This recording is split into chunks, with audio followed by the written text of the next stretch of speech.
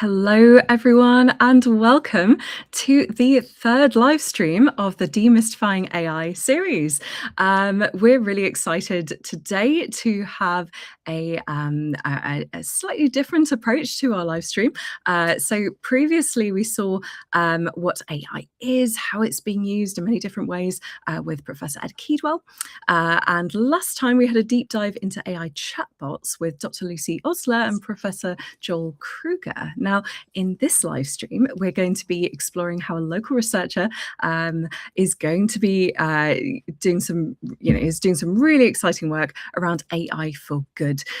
So I'm really delighted to be joined by Professor Tarje Nissen-Meyer, Professor in Environmental Intelligence at the University of Exeter, and you're also co-founder of the Earth Rover program. So Tarje and his research team are using AI for mapping Earth's soils using the science of seismology. So Tarje, thank you so much for joining us for this live stream. Yeah, it's fantastic to be here. Thank you so much for hosting. Oh, we're really glad to have you here. So for everyone watching at home, please send in your questions throughout the live stream. You can take part in the chat, whichever platform you're using. So I think we're just going to kind of crack on and get started. So Tarje, please could you give us, first of all, a super quick summary of your career path to where you are now? So how did you become a professor in environmental intelligence, and what does that mean?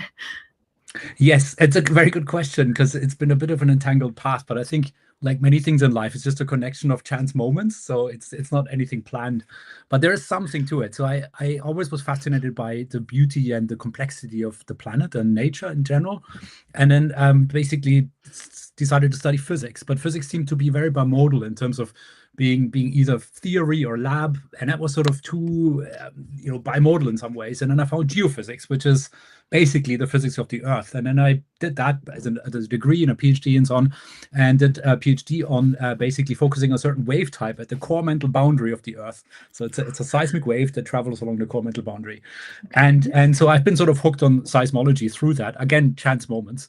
And then as it so happens, you need to find jobs, you need to feed families and so on. So you just sort of go on with it and try to get basically long-term jobs. But the sort of excitement for the complexity of the world, and that includes not only the core mental boundary where it's 5,000 degrees hot, but also the real place where we live and where any other species live.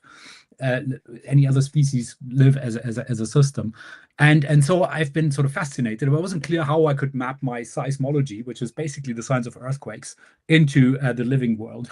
And then chance moment was that I was opening my inbox one day in Oxford about 10 years ago, and the email was entitled "Elephant Seismology?"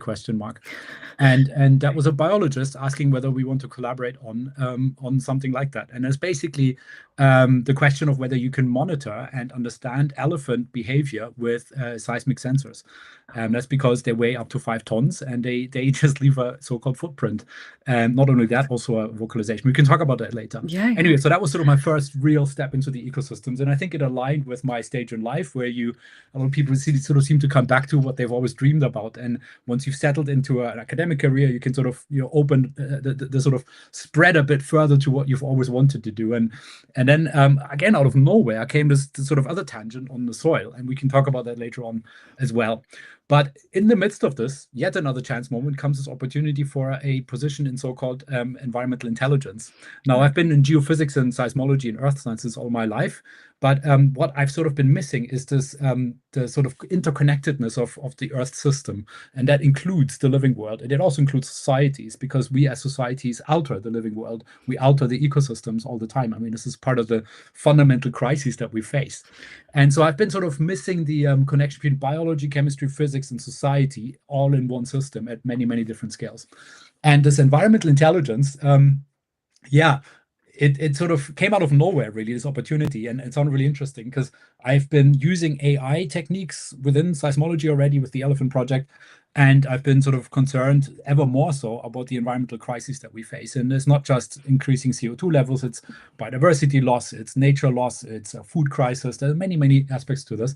And I thought, if I have another remaining 15, 20 years in my career, maybe I can map a little bit. I mean, it doesn't mean to start from scratch, but maybe there's something to map. And the power of seismic waves has always fascinated me ever since I realized how much they can actually map about the interior of the Earth. And I thought maybe they could trace elephant signals as much as soil. So so it's sort of the power of the waves combined with this passion about understanding more about this complexity and interconnectedness of all these. Oh, Tarje, I think you've just paused. I don't know if that's Oh, sorry. or maybe it's me. Oh, okay. No, I think it was disconnected. Okay, sorry about that.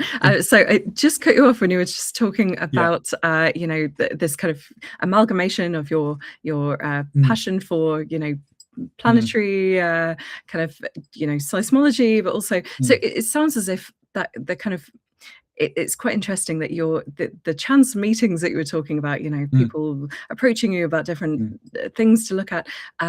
You're taking your skills in seismology and applying them in a direction that makes sense and that appeals to you. So I think that's just super exciting and really really wonderful to make people realize that actually, you don't have to be stuck on just one path. There are different ways to evolve your career, your research in a way that might align with your values, like it sounds like you have. So really, really great to hear. And and just to clarify as well, because you're part of the kind of Center for Environmental Intelligence at the University of Exeter.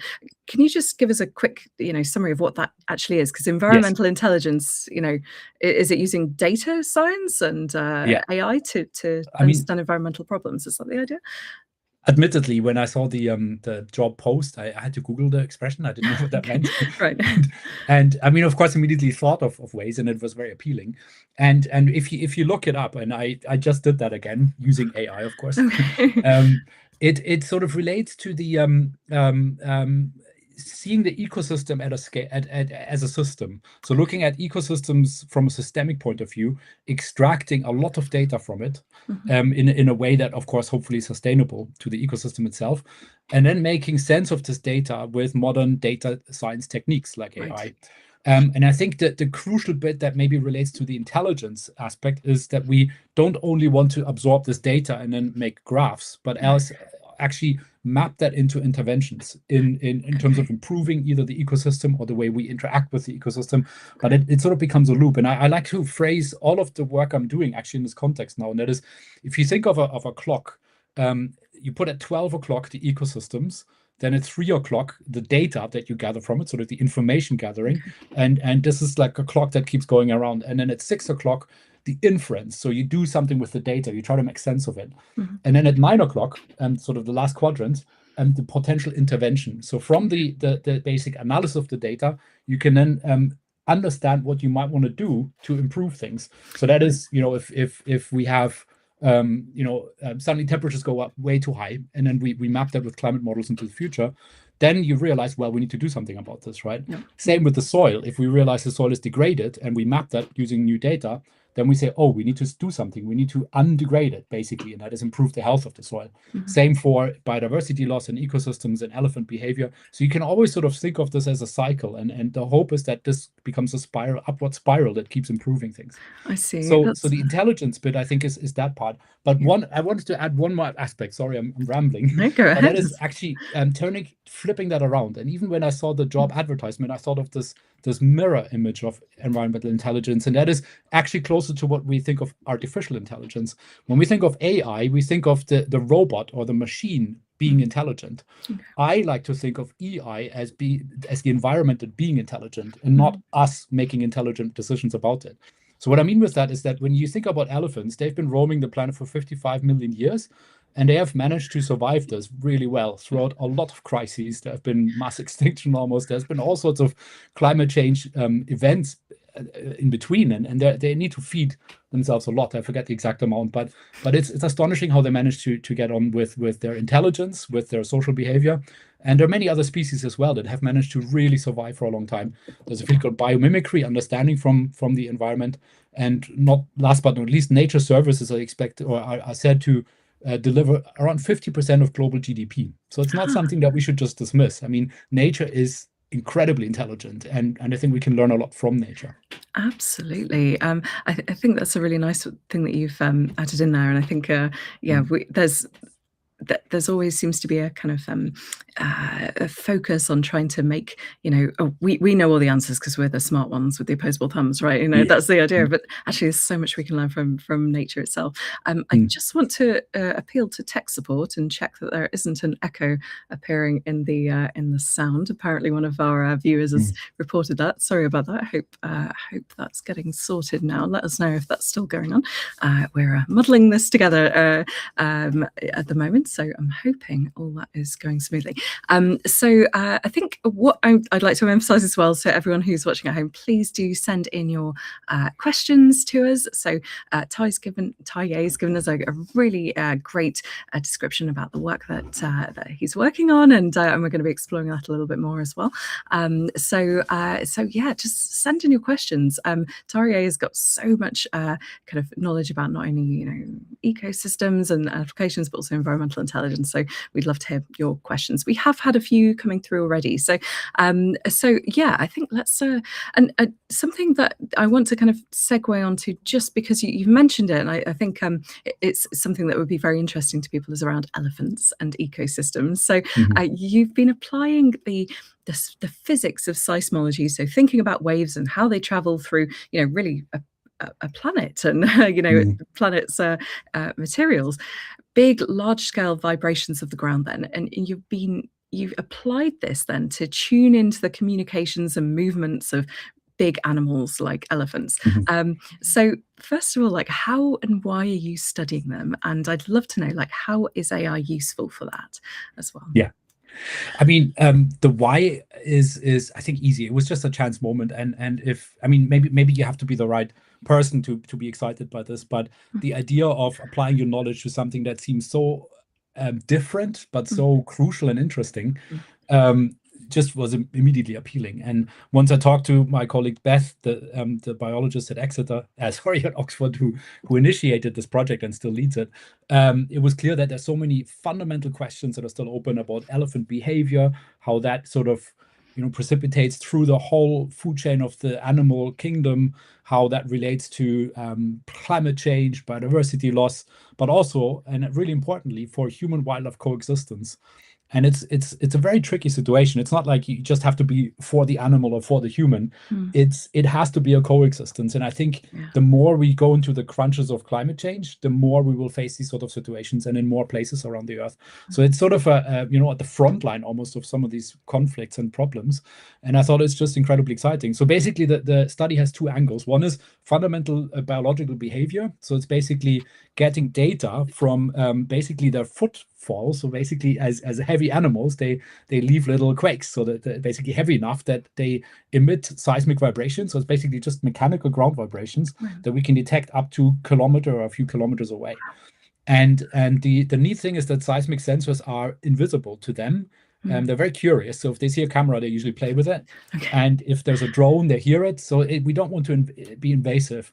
Then there's the idea of collaring, where you put GPS tracking or other instruments on them. That's a major undertaking, has ethical implications. It needs a vet. It costs a huge amount of money. So there are all sorts of trade-offs and issues with a lot of measurements. But the seismic measurement is oblivious to vegetation, to mountains, because the signal just travels through the ground. So it has a lot of advantages in using that. And through that, we can then map that using AI, because we gathered a huge amount of data, 2.5 million hours of seismic motion from elephants in just one stretch of 4 months, and from 1,200 sensors in the savannah. And from that, we can dissect basically first different species. So we measure everything. We can't just say, just measure elephant on the vibration. All the vibrations come in. That includes storms and cars and people and all sorts of other animals. And what we need to do is basically dissect that by the sort of signal type in terms of the animal. And that can be done because animals have different gaits. So they have different ways of walking. They have different strengths. They have different periodicity of walking. So we've used AI to dissect basically that. And then we've created a so-called atlas, a seismic atlas of the wildlife there. And that allows us to then sort of classify which species behaves in which way or moves about which way, and also in the future, hopefully, how they start interacting.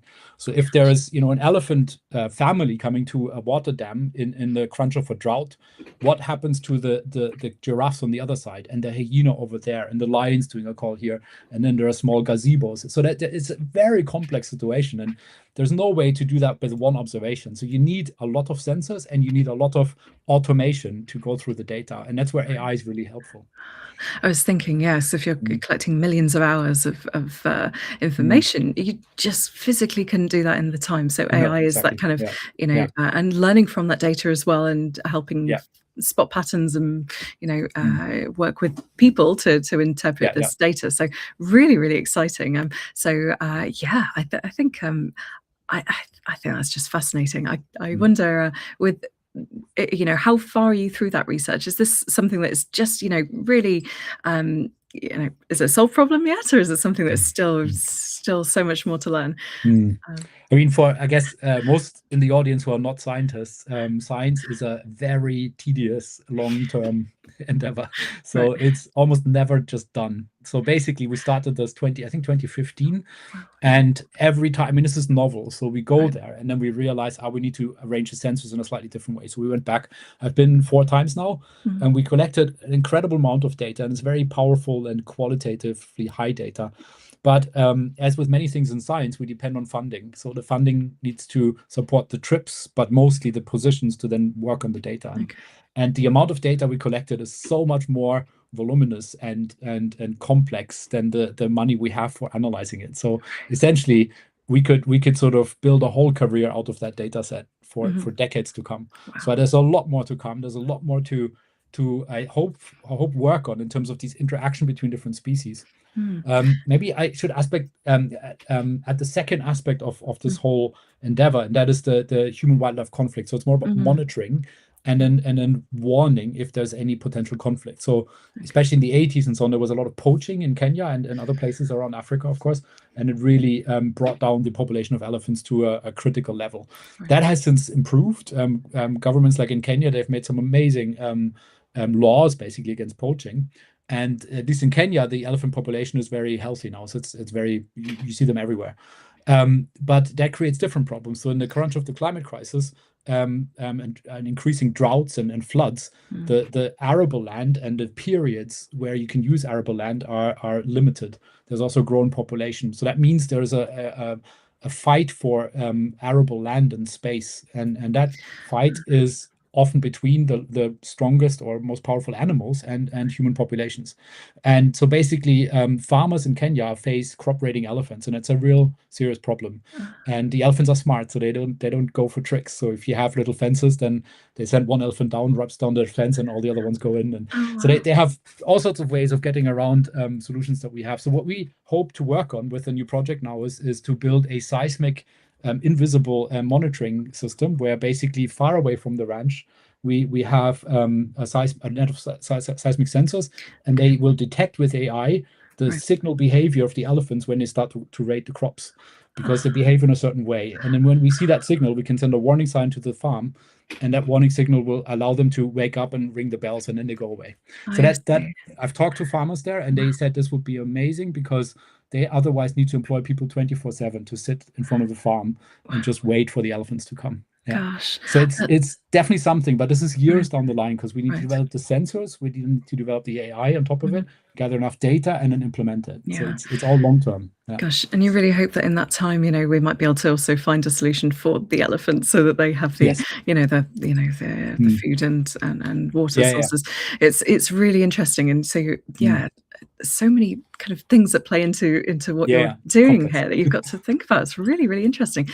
We've had a question which I think is going to nicely pivot us to the next aspect of your work, which is around soil. So the kind of very underappreciated ecosystem, and this is actually something that our viewer John Obey Window has responded, about the soil microbiome being one of the greatest unknowns in the world. So let's pop this on the screen. So I think this is a really nice kind of segue actually onto the next question around the Earth rover program. So let me read out this question. So soil microbiome is one of the greatest unknowns remaining in the world. I suppose you probably agree with that. How can AI help us to solve what life exists in soil, and how can it be categorized and understood as well? So yeah, I think this would be a really nice way to talk Absolutely. about your work. Would you be able to answer that for us? Yes. Could I get back to this question after introducing what we do? Of course. Let's do that. Yeah. Fantastic. So yeah, let's talk about this. Remind me too of course, because yeah. we can segue into that question. I think it's a Sounds big question. great. Yeah. It's a great question. Let me pop that Okay, so the soil is again, I'm a geophysicist. I've been used to the core of the earth, and I wasn't aware of soil being more than basically what we stand on, and somehow food pops out of it. It's so much more than that. It's the most biodiverse habitat on the planet. It basically produces 99% of the calories that we eat. It hosts more carbon than the atmosphere and plants combined. It twice more carbon. It is absolutely crucial for water infiltration, water quality. It is basically inevitable for life on Earth, for all life on Earth, all terrestrial life on Earth. It's probably the most crucial ecosystem that we have. And what do we do to it? 75% of the global soils are degraded. The only soils that are classified as not degraded are basically those in the Siberian and Canadian Arctic or tundra. And so when you look at it from the systemic point of view, where we say we need to feed about up to 10 billion people with nutritious food, in decreasing amount of land because of climate change, with basically 75% degraded soils, it's an absolutely fundamental problem. And if we don't solve it, then food systems can collapse, and you have knock-on effects on wars and migration and all sorts of topics. So it's a so vastly underappreciated issue, and it feeds into everything from national security to economy to resilience of communities. It's at all levels a really fundamental problem, and whichever way you turn it, it always comes back to the health of the soil. Because if we don't produce it from the ground up, all of the knock-on effects don't work. I mean, this relates to livestock as much as the production of medicine as well. So all of this is connected, basically. And then when I had the privilege of sitting for a pint with George Monbiot, your patron, in a pub in Oxford, we had this sort of eureka moment where he presented to me this issue with the soil, that we need to really ramp up our efforts in appreciating its importance and taking care of it and intervening in a positive way, while not understanding it at all. And that is this sort of fundamental data problem. So we don't have so far techniques that can map the soil, and especially the depth and the interior of the soil, at a scale that is necessary. And that's like right now, soil maps are between 5 and 100 kilometers. Those are the global soil maps. But soils vary within 5 centimeters, so this much, and a meter. So soil can drastically change its behavior, and that's because it's a so-called complex ecosystem. It's a structure that's built by the microbiome, by the soil microbiome. And depending on how the function of the soil microbiome is from one step to the next, literally, the complete function of the soil can change. And none of the soil maps honor that, none of the fertilizer usages honor that, none of the farming styles use this. And that's simply because, I mean, I think a lot of farmers will know this, but that's simply because the soil varies so drastically and we have no means of measuring that. So this is where we try to come in, because when George told me about this fallacy, I immediately thought, why haven't we tried seismology? Because it's a very good way of mapping the interior. We've basically used seismology as the main pinnacle for finding oil. So hydrocarbon imaging comes from seismology, and that's why the technique is so refined. So I thought, let's do soil, not oil, basically. and just what we had to do is sort of squeeze down the technique to 10 centimeters rather than thousands of kilometers. And that's something that we had to basically get done first, and we're not done yet. Like I said, science takes forever. But what we see now is that it's really powerful. And I think the most powerful bit is that we can make it very cheap and free for end users. What our main concern is that we have, I think it's, I have data here somewhere. We have 300 million small farms around the world that support 2 billion people directly and that produce 30 to 80% of national foods. So these is basically half of the world's population is directly dependent on farming, both for their livelihoods, for their jobs, for all of this. the big problem with farming is not only the yields, so the production, but the input cost. So that's fertilizer, pesticides, irrigation, tillage, all of that. Those issues have huge costs. And as many people have heard now, they have geopolitical insecurity as well, right? With the closure of the Strait of Hormuz, with gas prices increasing, that has knock-on effects on how expensive it is for tillage and all these sorts of things. So it's a hugely important topic that we understand it better. And what we hope to do is building a very cheap way of sensing the soil with seismic instrumentation that a farmer can do themselves, basically with the phone, just putting the phone in the ground, getting a soil sample, and then know from one step to the next how healthy the soil is, and then adjust local treatments to that. Nice. And that has a whole series of AI in between that I'm happy to talk about. Great, awesome! Yeah. Wow, it's such an exciting application, and as Richard Betts has commented there, let's do soil, not oil. We very much appreciate that. That's great. Also, it's kind of nice because this is potentially a pivot for people who are working in that kind of that industry, who have that technical knowledge, seismology. Exactly. I think when we were talking before, you were saying how a lot of graduates in kind of earthquake science, seismology would tend to work for the oil and gas industry because there's a lot of money in that. There's a lot of opportunity, but this is a great opportunity for them as well, to make a difference. We've managed to get one already in Kenya, one of our Kenyan geophysicists. Wow. She came from something oil related because that's where the jobs are, and has similarly been always passionate about the ecosystem, and finally found a way to segue into that. So that's definitely so we need more funding for the great work that you're doing. Exactly. In line with oil would be great, that kind of funding. So yeah, I wonder, this is probably a great opportunity then to answer that question. Can I pop that back on the screen? Let me try and find it. So so I wanted to answer first what we do at the Earth Robo program. And the soil microbiome stands at the center of how soil functions. What we can't do is scale up basically microscopic analysis of soil microbiome at a 5 centimeter resolution across the world. So what we hope to do with our geophysical measurements is that we map the physical structure of the soil. And that physical structure is basically built by the soil microbiome and by earthworms. And with AI, one of these many different approaches we do with AI is basically mapping, or so-called inference, from one state to another. So we basically say we take a seismic wave that maps it to the seismic mechanical structures of the soil, like density and elastic parameters, and that can be used as a proxy towards soil moisture, porosity, connected porosity, potentially soil carbon. And all these, especially porosity, are directly connected to the activity of the soil microbiome and the earthworms. So we hope with very large data sets in AI, we can then sort of quantify this mapping from the level of porosity in a certain soil type to in a certain ecosystem, a certain climate region, a certain crop style. So there's a lot of parameters. But with that complexity, that we can map that to some level of understanding of the biodiversity, and that is basically the soil microbiome. So we cannot map it directly, but with complementary data from the lab, we can then sort of find these commonalities and basically define more precise mapping between that. And the commenter is absolutely right. It's one of the great unknowns. 60% of the world's species live in the soil, and we don't even know a fraction of them. So it's absolutely true.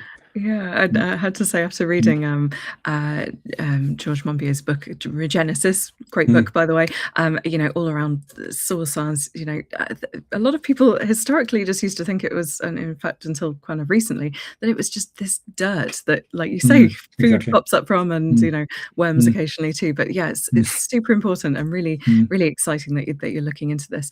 Let me encourage everyone to send more questions through. We're really enjoying this discussion, and I think it would be interesting to know if there are unknowns that you'd like us to discuss around this as well, because certainly I was just thinking about what you were saying with the kind of so trying to understand the microbiome. I mean, you can do that on a kind of using microscopes and looking at data on a local basis, but it's way too difficult to scale that. But it's really interesting how you were saying that you can kind of try to make those connections with say the density of the soil, and how, so by porosity you mean how much water can percolate through and how much it can absorb. Is that mostly and air, actually, too. And air as well. Yes.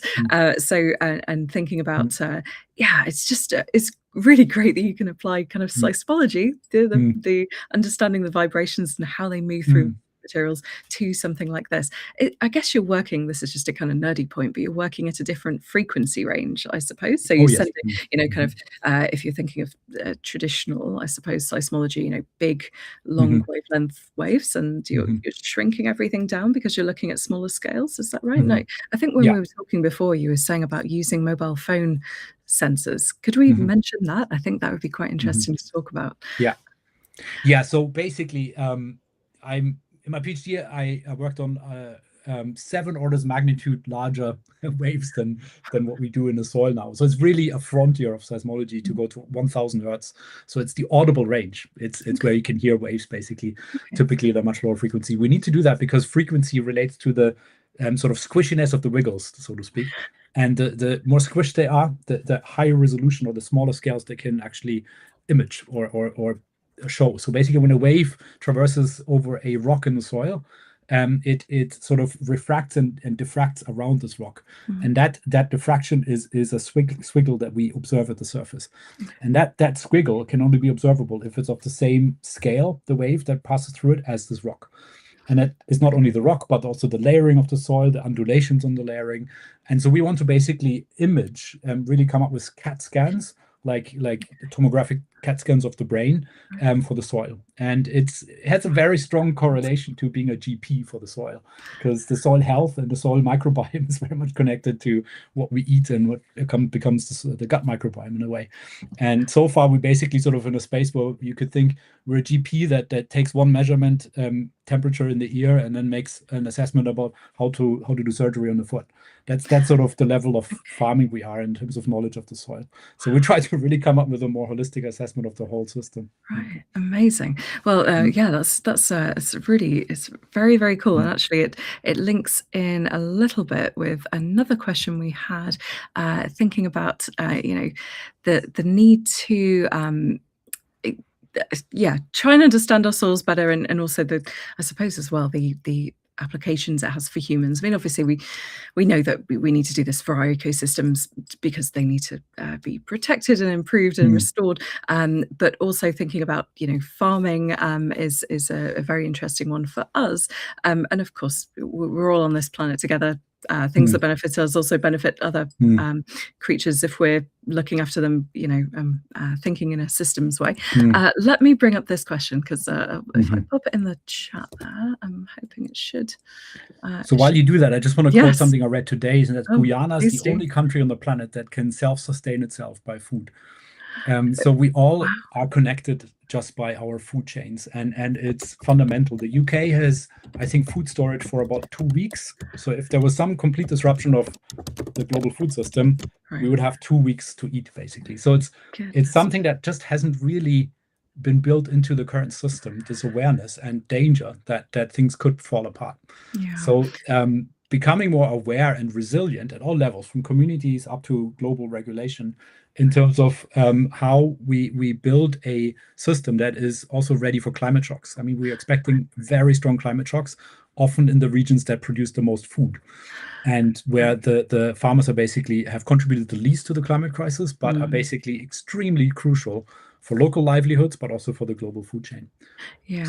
I think that this is something I've seen a few things quite recently about, basically that the UK, it's a threat to national security, the kind of lack of resilience in our food systems. And this is, I suppose it kind of links a little bit to this next question. I have a follow on as well, so let me bring this one up, if it'll pop up properly. So this is a question from Steve from Manchester. Thank you, Steve, for sending this through.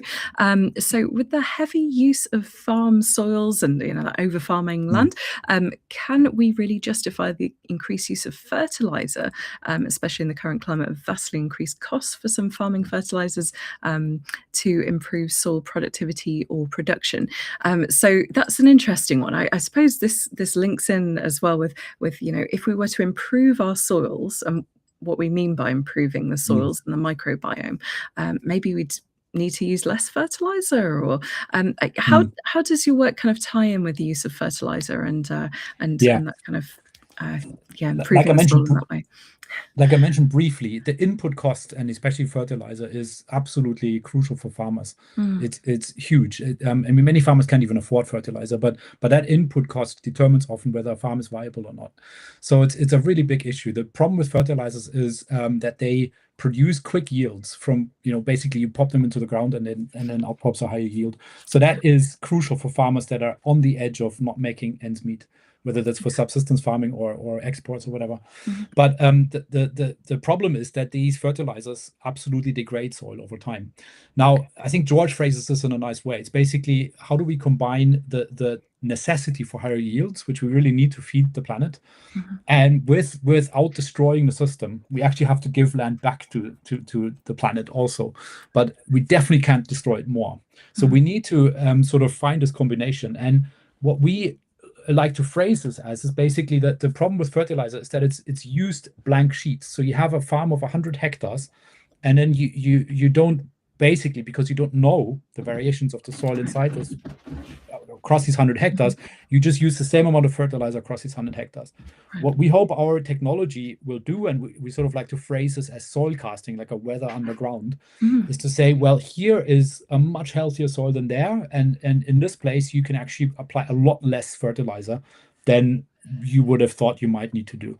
So the idea is that by having the soil intelligence, the knowledge about the health of the soil or a certain state, carbon content or whatever other parameter, that will give us an immediate way of realizing that you could try a lot less fertilizer in certain regions and patches of the field. So that might decrease, I can't put numbers to this, but it might decrease fertilizer uses by a lot. It also reduces the dependence on these global supply chains. And I think that's really important for the food system, is that it ends up being more decentralized and has more nodes that are less dependent on these sort of 3 or 4 supply chain routes in the oceans and different reasons. Right. Yeah, that kind of systems thinking is something that George says in his book about basically if you have lots of different producers producing things, using different seeds as well as in different methods, you've got that kind of resilience, I suppose, of the system. If everybody's doing everything in the same way, if something affects them all, then they all collapse. It's having this kind of diversity, I suppose, in the system itself and everything as well. Really, it's a nice way of thinking about it. We've had some comments. Thank you everyone for popping these through. Mark has very kindly posted into the chat there about the one of the I think it's the government report about global biodiversity loss, ecosystem collapse, and national security. So thanks, Mark, for sharing that. That's really helpful. And yeah, it's a recent report that I don't think got as much notice as it probably should have done. But I think a lot of scientists are trying to highlight this. So yeah, thanks so much for sharing that. We've had another question as well around again from John O'Bay Window. Thanks very much for sending that through, about how can AI mapping of the soil microbiome help farming and selection of the most suitable types of crops for a given location? That's quite an interesting application. I wonder if it links into what you've said so far. Yes, it links directly to what I tried to get across in the outset with the sort of the clock, the sort of cycle of ecosystem data, inference, and intervention. So what we are currently building are the sensors for the data and the inference, that is basically mapping seismological data and all sorts of other data into something that is related to soil health. But the crucial next step is the intervention. And what we are currently planning in our partner institutions in Kenya and Colombia and in the UK are so-called intervention plots. So basically what we do is we use agricultural land and then start different crop rotations on the same land and then monitor that as it evolves. And then we sort of have a time evolving assessment of the soil health, and then can assess what the different treatments do to the same soil.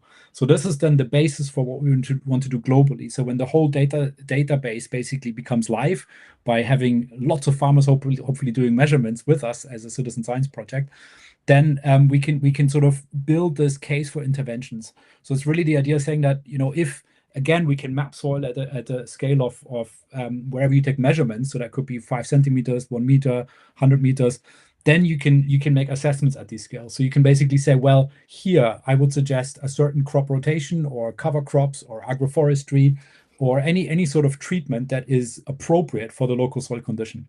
Right now, this is detached. People basically do informed decision making around farming that's based on usually just heuristic knowledge. So it's basically, I've done this last season, let me try it again, or my neighbor farmer tried this, so I'll try it too, which is fair enough. It's the best you can do if you don't have more data. What we hope to do is join in with the farmers and really empower them to feed their knowledge into our engines. So there will be chatbots that they can basically just tell us what they've done to the soil, and that will be combined with our data and then driven in this sort of inference and intervention engine. And the idea is then that this becomes a communication, a back and forth communication. So really sort of we're talking between the farmer, the soil, and the sort of data that we produce. And that this becomes the sort of network of a system where, it's sort of a playfulness in a way too. And we hope that we can, build this towards just citizens and gardeners who just want to understand what's happening to their veg garden this season as opposed to last one or something. And then, yeah, that sort of becomes a scalable thing. Yeah, that's super important. It's really great that you're working on this. And I think you're saying some of this, it'll be kind of open source software, or we'll be able to use apps and things that people can download. I guess this is maybe a few years in the pipeline, as you're saying, science takes time, but we'll all have to stay tuned, I guess, on your website. And I think hopefully tech support can post a link in the chat there about to link people to the website. So let me bring up. We've had another comment. So thank you so much, Richard. Oh yes, sorry. Go ahead. Yeah. Go on. Yeah. One more comment on this, and it relates to basically the AI/farmer situation.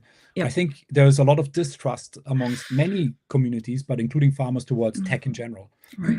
And this is a big concern that we have, because we need to scale up to involve smallholder farmers around the world. And sort of our hope to do that is through what you just mentioned, the open source transparency, because I think this trust building can only happen through transparent data flows, where the farmer knows whatever they ingest, they can protect some of the data, and they can open some where they're empowered basically to decide what data they want to have transferred, where this is traceable, where this is an open source approach that is completely transparent at the same time as it is encrypted. So you can always have encrypted data flows, but you want to be sure that it's completely open, and that's the only way to really build that kind of trust. So that, I think, trust building is absolutely key for also dealing with AI in the future. And we hope that through these sort of open networks, that's the way to go ahead with AI. Right. It's really heartening. I'm really glad you kind of mentioned that as well, because so far our discussions around AI have been about that trust and about in general it tends to lean towards the kind of AI can be used to for chatbots and things. It can be used to influence people and things like this. This is the work that you're doing is a really wonderful example of using AI for good. So I'm very keen that we highlight that AI has the potential to be used in really positive ways, and also for different uses, like you were saying how the way that you're using AI. I think you're saying you're using it in quite a number of ways. You've got the chatbot kind of interface, so speaking to farmers in different places in different languages, looking at your data. Can you give us a little? I think because I've only highlighted two there. So So I like to think of this in 4 different ways. So one is more conventional scientific machine learning AIs. That is, you take some data set and you sort of bring it all together, automate it, and out pops basically some sort of new understanding of that data set. So in our sense, that will be taking seismic data and then out pops some better understanding of some soil property. In that sort of approach of AI, we also fuse data sets. So we bring in farmer knowledge and drone data and conventional drilling and that sort of stuff. And we have to honor the huge diversity of the parameters that play a role here. So different ecosystems, different soil types. So in the US alone, there's 70,000 different soil types. So just so you know. Then we have very different crop styles around the world, very different farming styles, from tillage to conventional to regenerative to agroforestry. There's very different climate regions, of course, a changing climate. So all of these parameters play a role in how the soil looks like. Right. And so AI is quite powerful in combining these sorts of things. And we're actively building this at this stage. But that's all one framework that I would call it's the known knowns. So where the first known is the awareness and the second one is the understanding of the problem. Then we have a second category, which is proxies. So with soil, you can also, the direct measurements that we have, they're not necessarily systemic, but we can build a more systemic understanding by mapping one measurement into something else. So, for example, if we measure elephant vibrations, back to that one, we can infer on the sort of let's say vitality of the biodiverse or at least the faunal landscape of the savanna, because whatever elephants do has an effect on what the other species are doing. Okay. So with enough data, you can build these proxy relationships and then connect it to climate change, connect it to biodiversity loss. And that's a sort of unknown known state where we are aware but not really understand these relationships. The third one is something that's really important for us, actually, and that is this intervention context.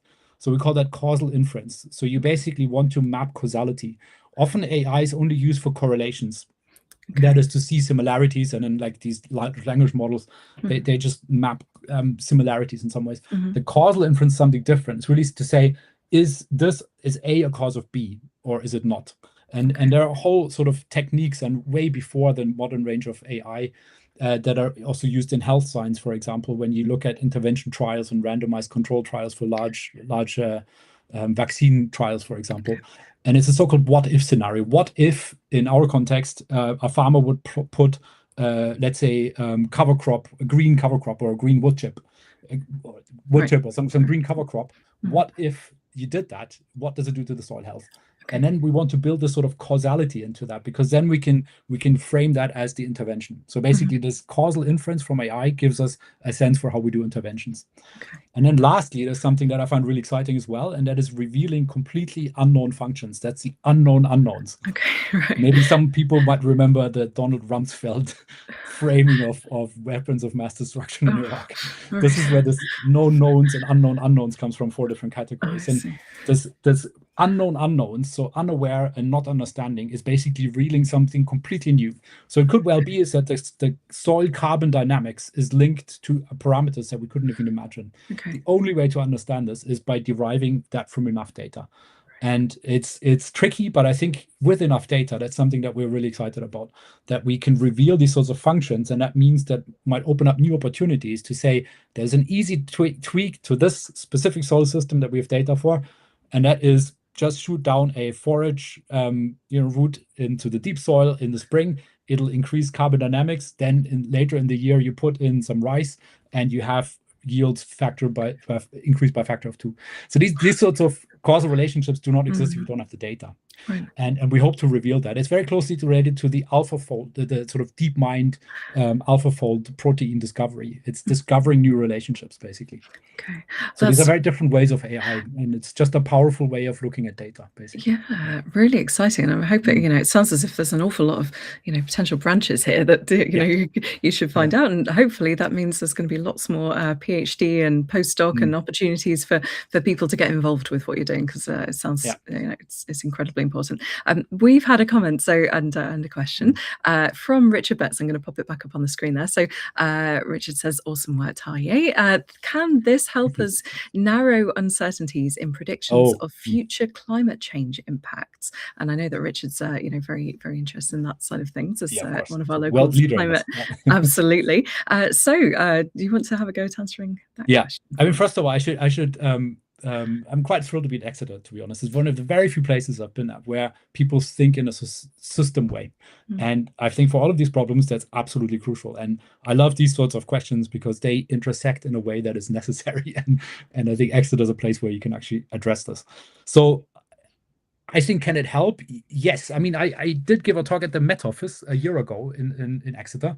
And they said, which much to my surprise, that actually high resolution raindrop or rainfall data is very difficult. And so one idea was whether our sensors can detect rainfall. So we would add this data point to, this is weather prediction mostly.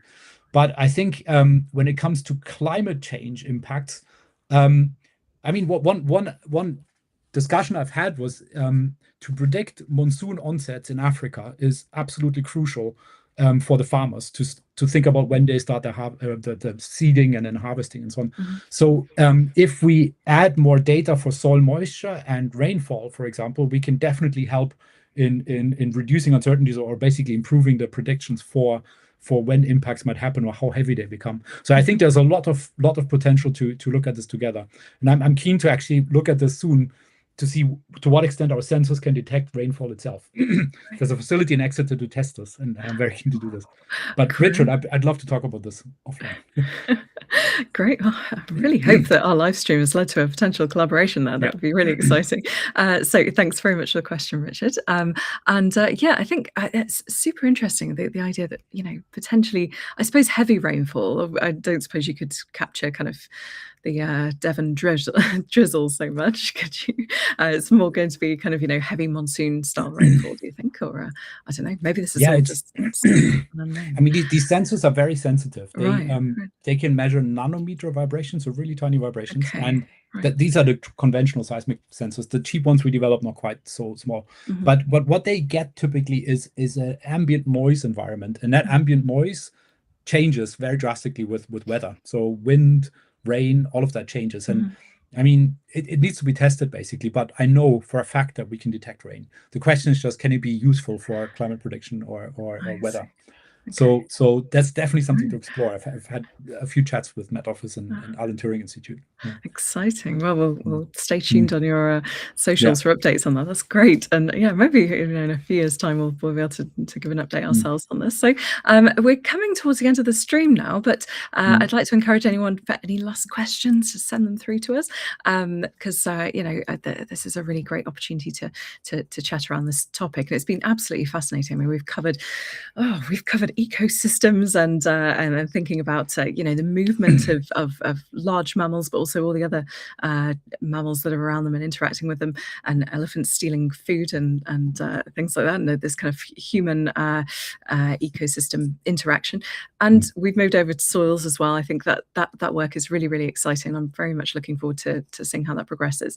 I had another question here, which was just mainly around here we are. So the kind of the hope for the future of the Earth rover program. I mean, you have mentioned, in future you'd like to have a kind of, effectively like a soil cast, and I suppose thinking about the kind of the long term, if there's kind of could you give us an indication of like timescales that you would hope if you got the funding that you need and the support you need and everything going well, what kind of timescales are we looking for kind of, I don't know, I don't want to say success in the Earth rover program, but the kind of, to get to the targets that you're looking for?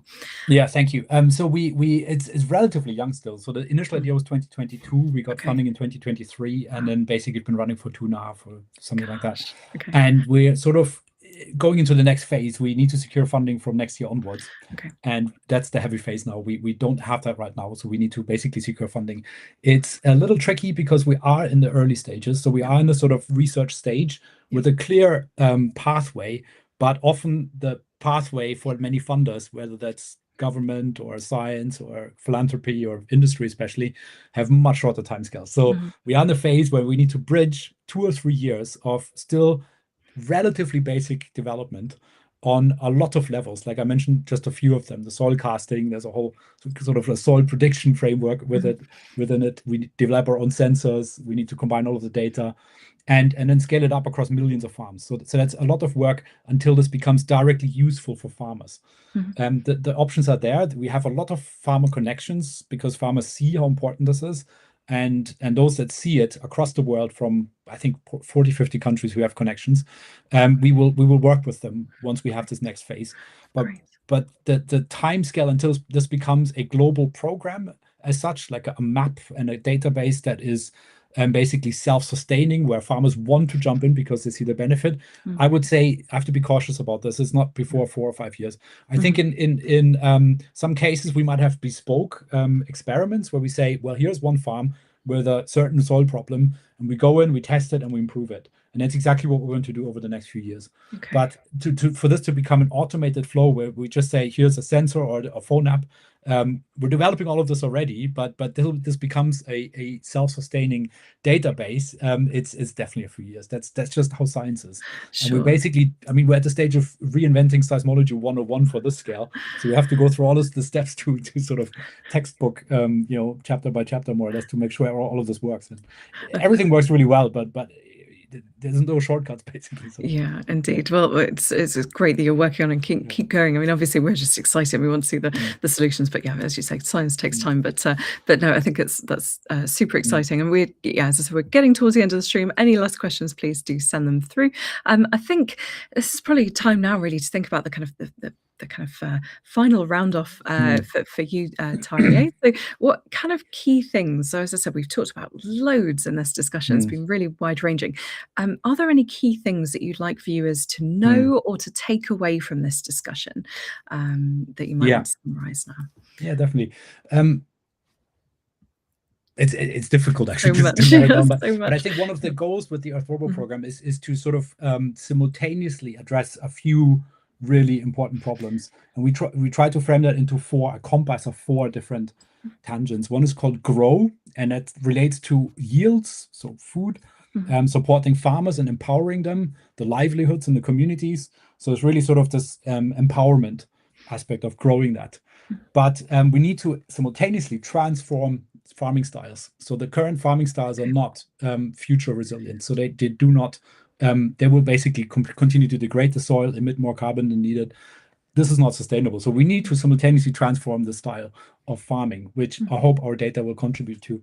Third is what we call restore. And that is basically related to ecosystems. We need to give land back to nature. We currently use 30% of the land surface for just livestock farming, way more than we use for human infrastructure.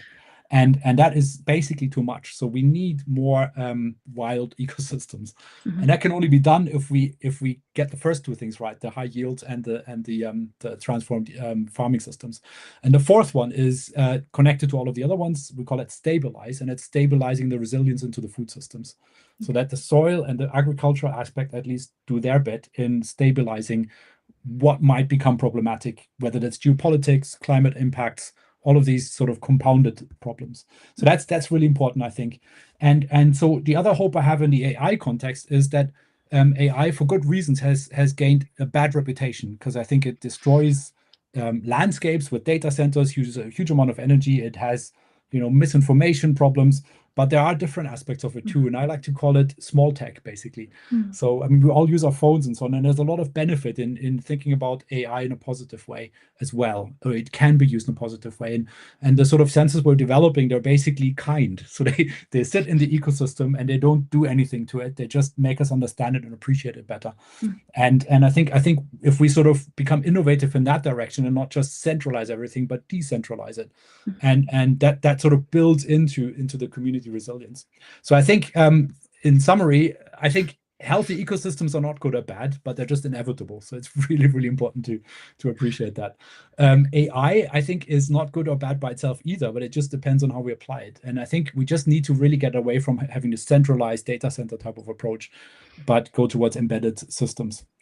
And I think when it comes to ecosystems and all of these problems, the diversity of the ecosystems, but also how we function as societies and even organizations like Earth Robo Program, diversity is key. And with the diversity comes this interconnectedness across all the scales. So I think this is key to really combating these crises and the resilience against shocks. And yeah, like I said, this relates to society as much as skills and tools and all of this we develop. I think what I hope with sort of appreciating what I've had the privilege to appreciate with seeing elephants in front of me and soil under a microscope, which is a different world that you've never seen before. I hope that with more people peeling into that with these kinds of cheap tools, that we can build more of a humility and wonder about the beauty and the opportunity to engage with these ecosystems and good AI. And I think in the end, we want to empower people and life and planet and the resilience on the whole planet. And I think what this feeds into, and that's something within academia that I have my issues with sometimes too, is that we need to collaborate across different skill sets rather than compete. And I think that's what resilient systems like elephants do too. They work together, and that's how they survived for 55 million years. Yeah, amazing. Oh, that's a great summary. Thank you so much, Tarje. That's a really inspiring, and yeah, I hope you've all found that really inspiring too. So I think we need to finish off here. So next week, Alice is going to be hosting a live stream with Professor Travis Cohen from the Center for Climate Communication and Data Science, and they're going to be talking about the thing you mentioned with politics, misinformation, and climate as well, AI in society. So that'll be a really fascinating and very relevant discussion. Make sure you subscribe to be notified about this next stream. So that's at 7 p.m. Thursday, the 23rd of April. And we hope you'll join in then. So Tarje, thank you so much for joining this evening and for all your kind of incredibly inspiring discussions there. Thank you to everybody at home who's tuned in and asked their questions. Yeah, I hope you found that inspiring. Tune in for the next stream. And thank you again, Tarje, for chatting with us this evening. Thanks, everyone. Thank you. Bye. Thanks, everyone.